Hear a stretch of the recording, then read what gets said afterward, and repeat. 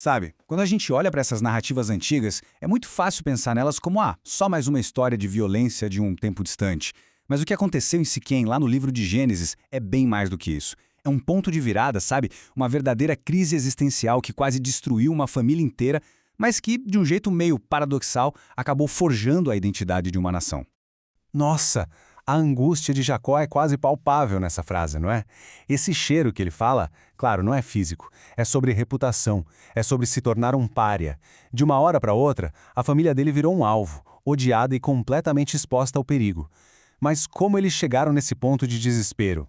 Essa é a grande pergunta que guia a nossa análise de hoje. E a resposta, olha, não está em um milagre, mas sim na maneira como a família de Jacó lida com essa catástrofe que ela mesma criou. É um caminho que vai do abismo da autodestruição até a fundação de um novo começo. Para a gente entender a dimensão do desastre, é preciso ver o trauma de Siquém não como uma coisa só, um ato isolado, mas como uma crise com múltiplas camadas que atingiu o clã de Jacó em 3 áreas vitais: a identidade deles, a fé deles e a própria sobrevivência política. E o mais fascinante aqui é como essas 3 crises estão totalmente interligadas. A proposta de se fundir com os siquemitas por meio de casamentos era um risco de apagamento cultural, de dissolver a identidade única da família, e diante disso o Jacó se cala. Ele fica paralisado. Ele está encurralado entre o dever de proteger a honra da filha e o medo de levar a família toda à extinção. Um dilema sem saída. E é justamente nessa inércia do Jacó que os filhos dele, Simeão e Levi, encontram o espaço para agir. A reação deles, no entanto, não resolve a crise. Muito pelo contrário, ela aprofunda a situação de um jeito terrível, profanando aquilo que eles tinham de mais sagrado.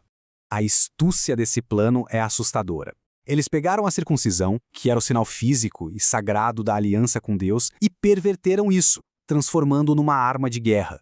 Foi uma traição em dobro, um ato de engano contra um povo e uma profanação do símbolo central da própria fé para conseguir fazer um massacre. E o ponto fundamental aqui é a reação de Jacó.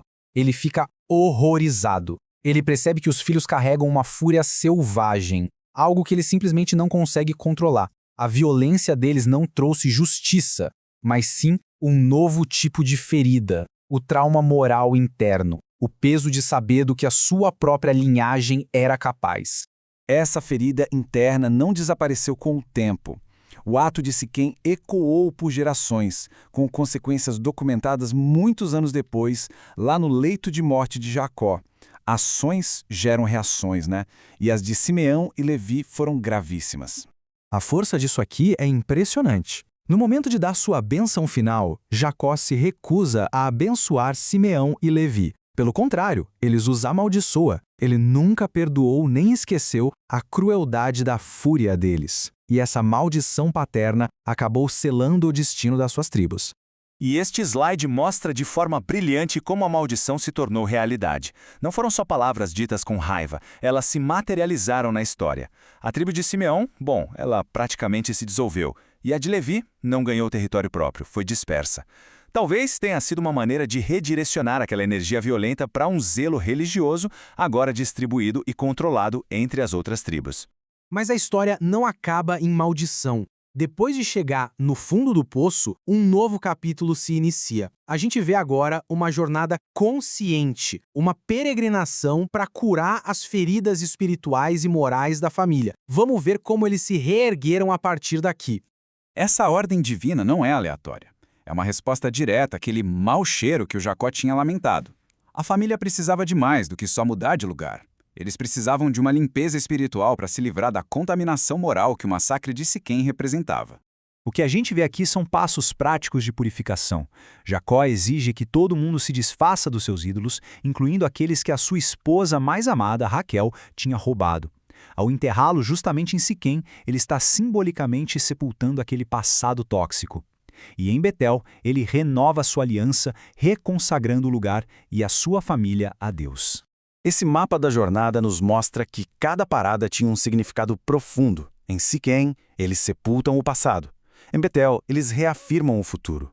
Em Efrata, a família enfrenta o ciclo da vida, com a dor da morte e a esperança do nascimento.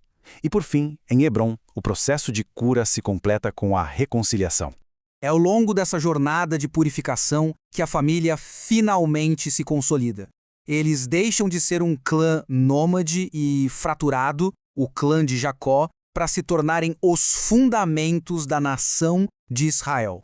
Este momento aqui é extremamente revelador. Raquel, em seu último suspiro, chama o filho de Ben-Oni, ou seja, filho da minha dor, um nome que eterniza o trauma, mas Jacó intervém e o renomeia Ben-Yamin, filho da minha mão direita, um nome de força, de posição de honra. Com esse ato, Jacó se recusa a deixar o trauma dar a última palavra, reescrevendo ativamente o futuro da sua linhagem. E mesmo enquanto a família se cura, velhas feridas e ambições vêm à tona. O ato de Rúben com a concubina de seu pai não foi um mero deslize moral, mas um movimento político calculado para reivindicar a liderança. Isso custou a ele o seu direito de primogenitura, mostrando que uma nova ordem, com regras claras, estava sendo estabelecida. A morte de Isaac simboliza o fechamento de um grande ciclo.